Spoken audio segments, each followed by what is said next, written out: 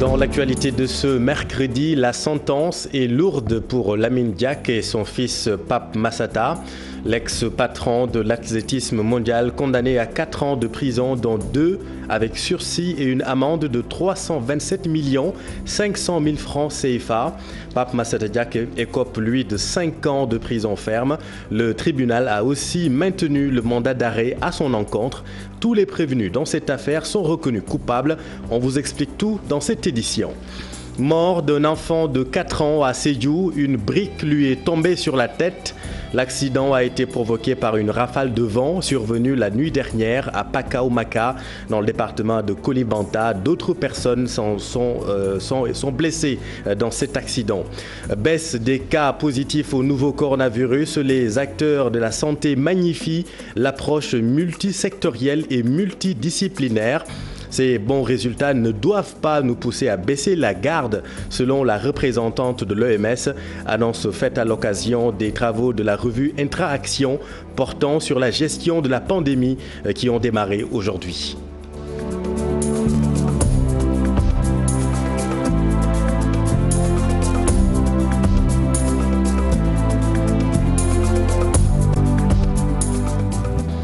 D'abord, ce drame qui a causé la mort d'un enfant de 4 ans dans le sud à Pakao-Maka, dans la commune de Kolibantang. Un vent violent a tout emporté sur son passage la nuit dernière. Par la force des rafales, le garçonnet a reçu une brique sur la tête. Il est décédé sur le coup. Voyons tout cela avec Bakary Konté et Kalidame. Le petit garçon de 4 ans a reçu une brique sur sa tête et il est mort du coup. Un vent violent a emporté le toit de la maison des Sissé à Pakao-Maka dans la commune de Kolibantang. Quelques briques sont tombées à l'intérieur du bâtiment. C'est ainsi que l'enfant a trouvé la mort. Sa grand-sœur de 11 ans et sa mère blessée sont évacuées à l'hôpital EPS 1 de Sédhiou. C'était des coups de vent suivis de tornades qui a enlevé le toit de son père. Malheureusement, il y avait des briques qui étaient sur le toit, qui est tombé sur l'enfant. Et l'enfant presque a perdu la vie sur le coup, quoi. Donc on l'a amené à la case. Moi, malgré le peu de moyens qu'on disposait, j'avais essayé de trouver un véhicule au niveau du village, puisque je ne pouvais pas joindre Kolibantang, où il y a l'ambulance. Les sapeurs-pompiers, l'ICP et la gendarmerie ont du mal à accéder à Pakao-Maka. Le réseau téléphonique fait défaut, les routes sont impraticables. Le barrage de Diop-Kounda-Maka est dans un état de dégradation très avancé et peut céder à tout moment. Hier, l'accident a eu lieu à 22h. On a saisi les autorités, les sapeurs-pompiers, le commandant de brigade. Mais il fallait voir, le commandant de brigade, il est venu ici à quelle heure? C'est 10h. Parce qu'il ne peut pas se rendre à Maka. L'accès est impraticable. Le commandant de brigade a quitté Samine Balante pour venir à Maka. Il est tombé en panne parce que, vu l'état de la route, il ne peut pas passer. Normalement, nous parlons du bitumage de la rive gauche de Pakao. Donc les études ont été validées. Nous attendons le bitumage d'un moment à l'autre. Plusieurs maisons sont tombées dans la commune de Kolibantang, dans le département de Goudomp. Environ près de 500 sinistrés sont enregistrés dans la région de Sédhiou ces derniers jours. Au total, 4 enfants ont trouvé la mort dans la région et plusieurs blessés sont notés et la pluie continue de faire des dégâts. Merci beaucoup, Bakary. Il était le fondateur de Medina Baye Kaffrine. Serigne Abdou Barham Wilane a tiré sa révérence aujourd'hui à son actif. Plus de 700 écoles et instituts d'enseignement du Coran et franco-arabe au Sénégal, mais aussi en Gambie. Nous retrouvons dans le Ndoukoumane Omar Ndiaye et Boubacar Falbop. C'est la tristesse et la consternation à Medina Baye Kaffrine ce matin. Cheikh Abdoulaye Wilane, Abdou Barham n'est plus. Le Saint-Homme a tiré sa révérence aujourd'hui à l'hôpital régional de Kaffrine. Baye Niass mi nga xam ne mooy suñ sëriñ Bagnès, notre guide, a lui-même été rappelé à Dieu à 75 ans. Quand Cheikh Abdou Barham, qui imitait son guide en tout, s'en va à cet âge, c'est tout un symbole. Quelqu'un m'a même d'ailleurs dit ce matin que quand il a su que le marabout avait 75 ans cette année, il en avait pris peur. Le défunt a formé pas moins de 500 enseignants et a mis sur pied 700 instituts d'enseignement au Sénégal, en Gambie et en Guinée-Bissau. Sénégal, Mali, Gambie, Guinée-Bissau. Selon Serine Damka, lui aussi, Mokhadam de Bagnès, un grand lieutenant de l'islam, un éternel talibé de Bagnès, s'en est allé. C'est une grande perte pour l'islam, une grande perte pour la confrérie. Cheikh Abdou Barham était un général de la Faïda. Venant du Sénégal, comme de l'étranger, des milliers de fidèles affluent vers Medina Baye Kaffrine, où on annonce que le défunt sera accompagné à sa dernière demeure demain jeudi à 17h.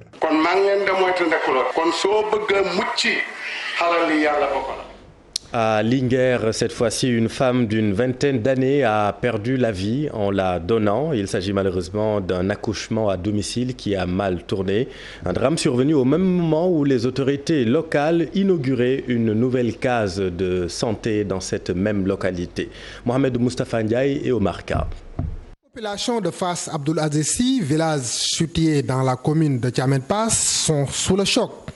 Pour cause, une dame âgée d'une vingtaine d'années répondant au nom de Khady Ndiaye a perdu la vie en donnant la vie.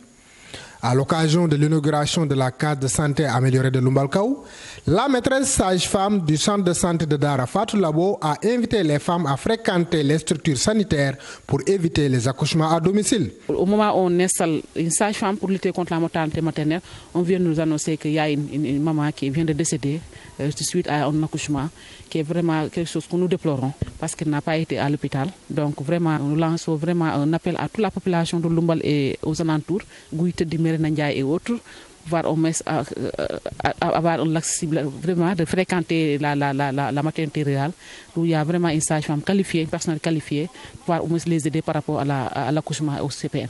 Selon le maire Moussa Ndiaye, l'installation de postes de santé améliorés peut aider à combattre ces genres de fléaux. Il y a eu une coïncidence assez malheureuse. Nous étions venus pour procéder à l'ouverture d'une maternité rurale.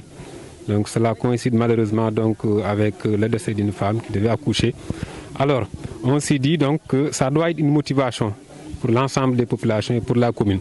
D'autant plus que les gens donc, étaient confrontés à d'énormes difficultés donc, pour des consultations prénatales, etc. Mais aujourd'hui que la maternité rurale est ouverte, ça peut aider un peu à combattre vraiment ces genres de fléaux-là. C'est regrettable, mais nous l'avons tous constaté ensemble. Mais nous sommes d'avis que l'installation de structures pareilles peut aider à régler donc ces genres de problèmes-là. Et puis on en vient à la situation épidémiologique. Un mort et 39 Covid+, ont rapporté aujourd'hui, 15 hier, 54 seulement en 48 heures, sans compter bien sûr les 208 militaires asymptomatiques, tous guéris désormais. Et bien malgré cette diminution des cas positifs, selon la représentante de l'OMS au Sénégal, il faut toujours rester vigilant. L'annonce a été faite à l'occasion des travaux de la revue Intra-Action portant sur la gestion de la pandémie Covid-19. Abdourahmane Diallo et Mamadou Gueye, Hambourg. 6 mois après l'apparition du coronavirus, le Sénégal fait la revue Intra-Action nationale et multisectorielle de lutte contre la Covid. Donc nous allons voir ce qui a été fait, ce qui existait avant la pandémie, ce qui a été fait pendant cette pandémie, mais surtout ce qui devait être fait et n'a pas été fait, mais aussi quels sont ce qui pourrait être fait pour le futur. Aujourd'hui, on constate que la maladie a baissé, mais l'OMS exhorte les autorités à ne pas baisser les bras dans la lutte contre cette pandémie. Heureusement, avec les stratégies adaptées à chaque étape de la riposte, nous avons pu voir cette baisse de cas que nous observons, mais il ne faut pas se reposer sur ses lauriers et il faut analyser la situation de manière très aiguë. Le ministre de la Santé, qui a présidé cette cérémonie par visioconférence, rassure. Les recommandations de cette revue Intra-Action sont fortement attendues. renforcer davantage la riposte contre la COVID-19 et envisager ensemble la phase de retour à la normale, c'est-à-dire la phase post-COVID-19. Abdoulaye Diouf Sarr. Depuis le début de cette pandémie, plus de 14 000 personnes sont touchées par la Covid, dont plus de 10 000 guéris et près de 300 décès. Merci Abdourahmane. L'autre grand titre de cette édition, c'est la condamnation de Lamine Diack à 4 ans de prison, dont 2 avec sursis. Il a été reconnu coupable de corruption active et passive et d'abus de confiance. Dans cette affaire, tous les 6 prévenus ont été reconnus coupables. À Paris, Chersi de Silla. 30 que Lamine Diack est arrivé au tribunal en compagnie de ses 2 avocats, Maître Simon Ndiaye et Maître Bourdon. Assaillis par les journalistes, ils refusent de répondre à leurs questions. Pardon. Attendez. Perdez pas votre temps, là, je réponds à rien du tout. Terminé. Diack file directement dans la salle d'audience. Il est installé devant un pupitre juste en face de la présidente. Impassible, un peu sonné, il écoute la lecture du jugement. Mais dès l'entame, on a compris que les carottes étaient cuites pour l'ancien président de l'IAAF et ses co-prévenus. Car chaque mot de la présidente prenait les allures d'une sentence. Avec un débit comparable à une mitraillette, elle condamne Lamine Diack à 4 ans d'emprisonnement, dont 2 ans assortis du sursis, 500 000 € d'amende, interdiction définitive d'exercer une activité professionnelle et sociale en lien avec le sport. Papa Massata Diack prend 5 ans d'emprisonnement. Le tribunal a aussi maintenu les effets du mandat d'arrêt. Il doit aussi payer une amende d'1 million d'euros. Massata Diack est aussi interdit d'exercer toute activité professionnelle et sociale en lien avec le sport pendant 10 ans. Habib Cissé, jeune avocat, est condamné à 3 ans d'emprisonnement, dont 2 ans assortis du sursis, 100 000 € d'amende, interdiction durant 5 ans d'exercer la profession d'avocat et une activité professionnelle et sociale en lien avec le sport. Dr Gabriel Dolé est condamné à 2 ans d'emprisonnement assorti du sursis, 140 000 € d'amende, interdiction définitive d'exercer une activité professionnelle et sociale en lien avec le sport. Le Russe Valentin Balaknichev écope de 3 ans d'emprisonnement. Le tribunal maintient les effets du mandat d'arrêt. Enfin, Alexis Melnikov prend 2 ans d'emprisonnement. Il est aussi sous le coup d'un mandat d'arrêt. Cher Sidou, les avocats de Lamine Diack dénoncent un jugement injuste et inhumain. Ils ont d'ores et déjà annoncé interjeter appel. Voici à ce propos Maître Simon Ndiaye. Nous venons de prendre connaissance du verdict. Nous vous annonçons tout de suite que la défense de M. Diack va faire appel de cette décision. Cette décision est une décision qui est injuste, inhumaine. Elle est injuste parce qu'on voit que le tribunal a cherché à faire dans le politiquement correct, a voulu se servir de M. Diack comme étant un bouc émissaire. En lisant cette décision, le tribunal nous a montré qu'il n'a fait que épouser de façon entière la thèse du parquet. Aucun élément présenté par la défense n'a été écouté. Toutes les thèses du parquet ont été épousées sans recul. Alors que le parquet, à la fin du réquisitoire, avait dit « j'ai des doutes », aujourd'hui nous avons un tribunal qui n'a plus de doutes. Le tribunal a des certitudes. Nous avons noté plusieurs incohérences, notamment quand on nous dit qu'il y a eu financement de campagne, mais que dans le même temps, on reconnaît qu'on n'a vu aucune trace de ce financement-là.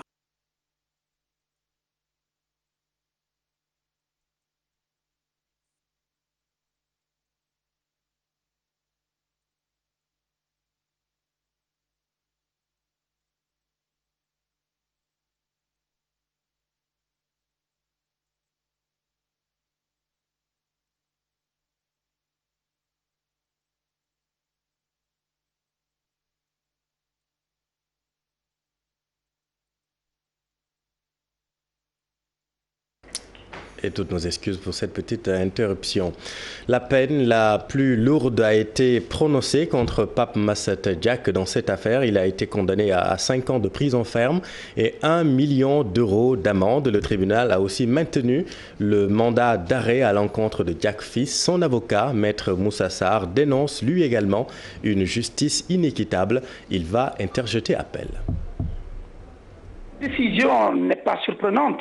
Nous l'avions déjà annoncé au moment du procès. lorsque le tribunal correctionnel de Paris nous a empêchés, en notre qualité de conseil de Pape Massata Diack, de se déplacer pour pouvoir assurer la défense de ses intérêts. Et comme tout le monde le savait, avec le coronavirus, il n'était pas possible au moment du procès de se déplacer en France. Et nous avions sollicité le renvoi. Et on nous l'avait refusé. Cela présageait déjà d'un procès qui n'est ni juste ni équitable. Parce qu'en l'espèce, les droits de la défense ont été violés. On n'a pas permis à Pape Massata Diack, par le biais de ses avocats, d'assurer la défense de ses intérêts pour prouver au tribunal l'innocence de notre client. Donc, ce n'est pas une surprise. Au plus tard, d'ici demain, nous interjeterons appel. Et l'appel est suspensif. Dès lors que nous interjetons appel, cette décision n'existe plus. Ça veut dire que Pape Massata Diack continue à bénéficier de la présomption d'innocence. Maître Moussa Sarr, interrogé par la radio Futur Média. Le rapporteur du comité pour la libération de Lamine Diack clame l'innocence de l'ancien président de l'I2AF. Salam Touré Touti estime qu'il faut poursuivre le combat pour la libération du président Diack. Il était l'invité de l'Info du matin. Parce que la personne est une bonne personne, affable, humble, généreuse. Donc, quand on vous sépare de cette personne, forcément, on pense d'abord à sa famille, on pense à nous-mêmes et on se met à sa place pour vraiment compatir et le soutenir moralement. On va y arriver jusqu'au bout parce que quand même, c'est quelqu'un de digne et il a gardé sa dignité et vraiment sa fierté d'être un bon Sénégalais. Nous avons été surpris. Il a été jugé, mais c'est une affaire qui nous échappe. Mais avant de nous échapper, c'est une affaire qui a échappé à l'État aussi. Bon, mais je dis encore une fois, tout ça, c'est derrière nous. Aujourd'hui, nous pensons que quand même, avec toutes ces souffrances depuis 4-5 ans, je crois qu'il mérite d'avoir une certaine clémence, vu son âge, vu son parcours.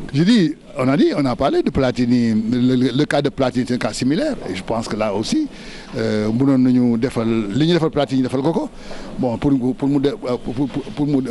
revenir, pour le faire revenir à domicile, et à chaque fois de besoin, le faire repartir pour être entendu à la disposition de la justice. Et les réactions et les indignations surtout fusent de partout après l'annonce de la condamnation de Lamine Diack. À Rebeuss par exemple, son quartier d'enfance, nos reporters ont donné la parole à quelques-uns de ses amis et voisins qui ont déploré tous cette décision de justice. Je ne le mérite pas, parce que c'est quelqu'un que je connais depuis très longtemps. Quand le Parti socialiste a perdu les élections, moi j'étais représentant du PDS, ici au cinéma, au niveau de Clémenceau. Après la défaite, Lamine Diack nous a conviés à manger. Il n'avait pas d'adversaire, il n'avait pas d'ennemi. Donc tout ce qui s'est passé, alors moi je dis qu'il ne le mérite pas. Je suis né dans ce quartier-là, j'ai grandi. Lamine Diack est un homme mais de qui nous sommes tous passés. Je pense que le verdict a été dit, mais que justice n'a pas été rendue. Donc nous sentons beaucoup d'amertume et de déception. Parce que on a évidemment, bon, sans trop y croire, pour moi, pratiquement, et pour tous les jeunes de ma génération, c'est un verdict biaisé. Au niveau du sport, c'est toujours le même problème. Au niveau du basket, il y a des problèmes. Au niveau du handball, au niveau de la boxe, c'est partout pareil. Il y a partout des trucs nébuleux où les gens ils s'entretuent, ils s'entrebouffent, si le mot n'est pas fort. Donc moi je dis, il y a une bagarre anglo-saxonne qui s'est répercutée sur Lamine Diack qui paye le pot. Mais moi je dis, Lamine Diack, sa place n'est pas là-bas. Et ce qui dérange dans cette histoire-là, c'est le fait qu'il soit âgé déjà de 85 ans. Une procédure qui risque de prendre encore 5 ans. Il aura 92-90 ans encore. Donc ce qui fait mal, c'est comment vraiment il pourra vivre ça. Et encore en passant à sa famille, encore à ses frères, à ses sœurs. Moi, c'est là mon choc. Et puis dernière nouvelle, le chef de l'État Macky Sall va visiter demain les zones inondées. Macky Sall sera à Keur Massar demain jeudi. Selon une source proche du palais, le chef de l'État doit donc visiter des zones inondées de la banlieue de Dakar. À Thiès, en revanche, les eaux de pluie stagnent toujours dans certains quartiers comme Kër Mam El Hadj Amadou Sakhir Ndiéguène. Là-bas, les dommages sont très considérables. Même les cimetières sont envahis par les eaux de pluie. Les habitants dénoncent l'inaction des pouvoirs publics. Cheikh Anta Diop, c'est la tire. Des maisons et murs de clôture effondrés, les eaux pluviales sont toujours dans les maisons partout. C'est la galère à cause des inondations au quartier Kër Mam El Hadj de Thiès. Vous savez que le quartier Kër Mam El Hadj abrite un canal dans lequel les eaux de ruissellement de Thiès passent. Bon, et toutes ces eaux-là, quelquefois, les populations sont impactées par les inondations parce qu'il y a un refoulement des eaux. Le canal est obstrué. Bon, maintenant, on a vraiment des difficultés pour que les eaux puissent poursuivre le chemin. 57 familles ont été vraiment victimes des inondations. Quand il pleut, vraiment, les eaux inondent toutes les maisons riveraines. Et ces habitants aussi perdent leurs vivres, leur matériel. Oui, mais même il y avait des tombes qui ont été déterrées par les eaux de pluie. Ces inondations ont fini de grignoter sur leur droit de vie. Les populations de ce populaire quartier de Thiès débordées font appel à l'État et les services compétents pour l'érection d'un canal d'évacuation des eaux pluviales. Bon, ce que nous attendons de l'État, c'est que vraiment le canal-là puisse être élargi. On puisse poursuivre le canal jusqu'à Fandène. Submergé par ces eaux de ruissellement, le délégué de quartier de Kër Mam El Hadj Ndiéguène, Serigne Ahmed Ndiéguène, dénonce et réclame un plan hors sec local dans les plus brefs délais. Merci, Cheikh Anta. Et puis revenons à Dakar pour parler de ces bâtiments qui menacent ruine à Gueule Tapée, provoquant des fois des accidents très très graves. Le dernier en date, hier seulement à Gueule Tapée, des familles entières ont failli perdre la vie à cause d'un bâtiment qui était sur le point de s'effondrer. Mais plus de peur que de mal, les autorités sont venues sur place à l'image du sous-préfet de Dakar. Voyons tout cela avec Fatima Touré et Mohamed Djeng. C'est dans ce bâtiment, 6 à Fass Gueule Tapée, que des familles entières ont failli perdre la vie hier soir à cause d'un bâtiment qui menace ruine. Dans ce quartier, plusieurs bâtiments menaçant ruine campent le décor.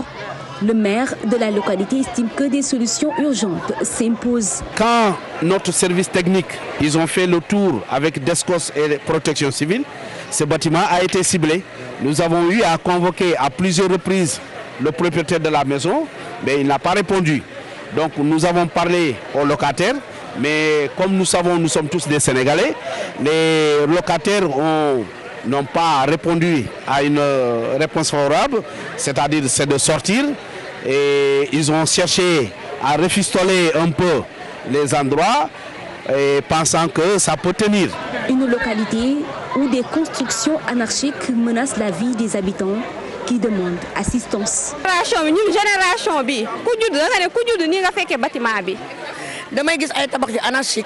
Dans ce quartier, des bâtiments sont construits d'une manière anarchique. Nous qui habitons ici, nous n'avons pas la conscience tranquille. Moi-même, j'avais saisi la DESCOS pour qu'elle vienne constater la situation. Nous vivons dans la peur tous les jours. Le sous-préfet de Dakar déclare que des mesures vont être prises pour démolir tous ces bâtiments vétustes. Tous les gens qui étaient aujourd'hui dans le bâtiment seront relogés dans un centre de la place. Ce qu'il y a lieu de savoir, ces bâtiments qui sont en train d'être occupés, j'ai dit que ceux à qui appartiennent ces bâtiments n'ont pas le droit de mettre la vie des gens en danger si le bâtiment est en état de délabrement avancé. Il faut que les gens acceptent de quitter quand on leur demande de quitter. Nous avons tous les pommes du monde pour sauver les gens dans leur vie. Dans un désarroi total, les habitants de Gueule Tapée Fass ne savent plus à quel sens se vouer.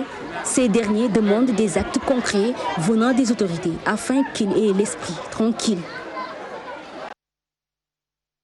Et puis ce drame que nous venons d'apprendre également, suicide à Rufisque au quartier Ndunku. Un garçon âgé de 16 ans s'est pendu et dans sa lettre d'adieu qu'il a laissée, l'élève en classe de 4e s'est dit victime de stigmatisation de la part des membres de sa famille. Il souffrait, cet élève, depuis 4 mois de paludisme chronique. Après constat d'usage, la police de Rufisque a ouvert une enquête.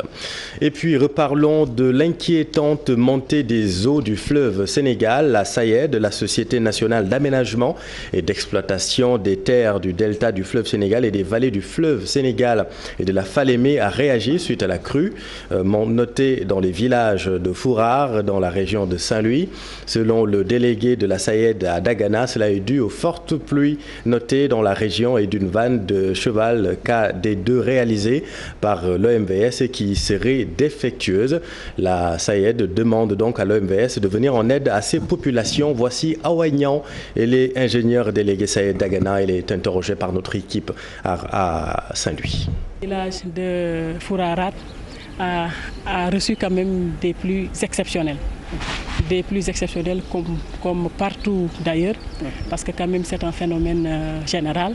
Ce qu'on a noté vraiment pour cet hivernage 2020-2021, tous les postes pluviométriques de la délégation sont largement déficitaires. Par rapport à l'hivernage de 2019, tous les postes pratiquement ont reçu le triple du cumul pluviométrique par rapport à l'année dernière à cette date. Et ce chenal présentement a une vanne qui est défectueuse, mais aussi n'a pas d'arrêtoire qui peut maintenant stopper des fois l'excédent d'eau. Donc maintenant, tous ces deux facteurs combinés ont comme conséquence maintenant l'inondation du village de Fourara. Effectivement, on va sensibiliser davantage l'OMVS. L'OMVS connaît déjà la situation parce que tous les 17 chenaux de la délégation réalisés par l'OMVS ont fait l'objet.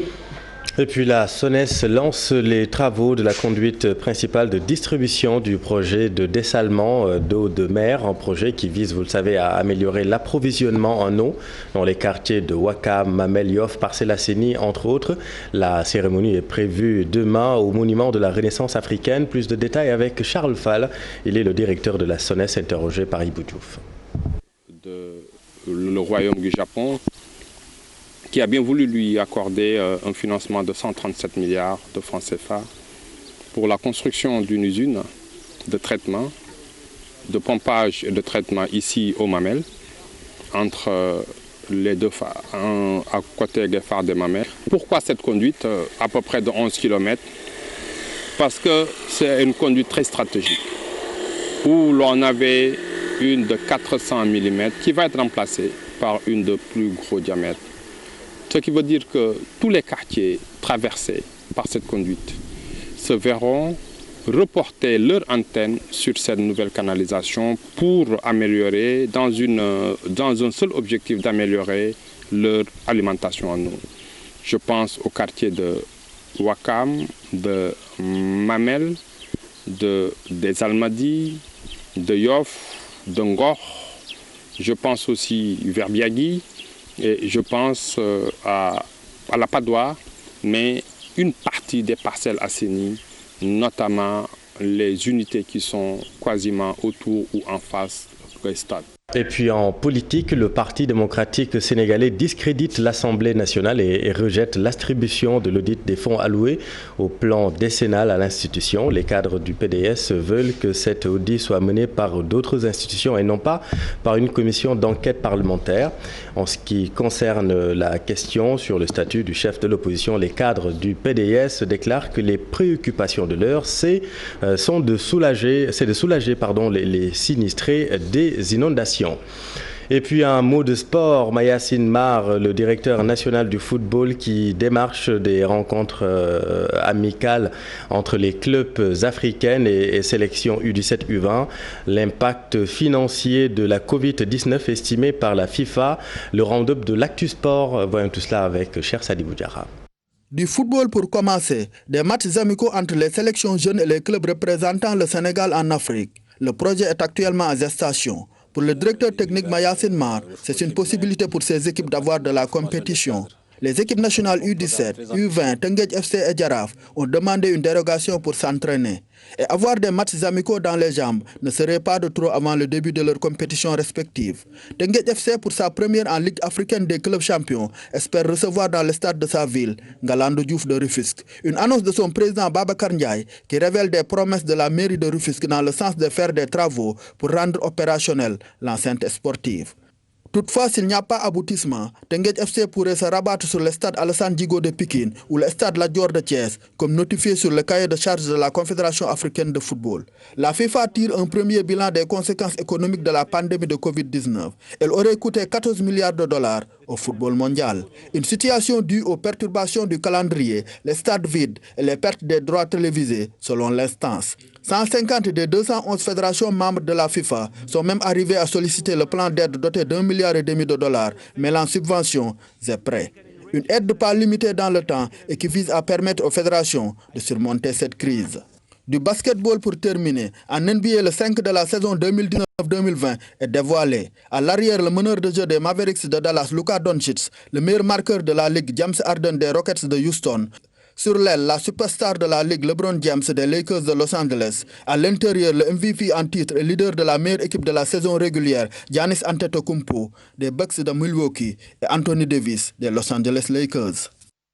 Voilà, merci cher, c'est la fin de cette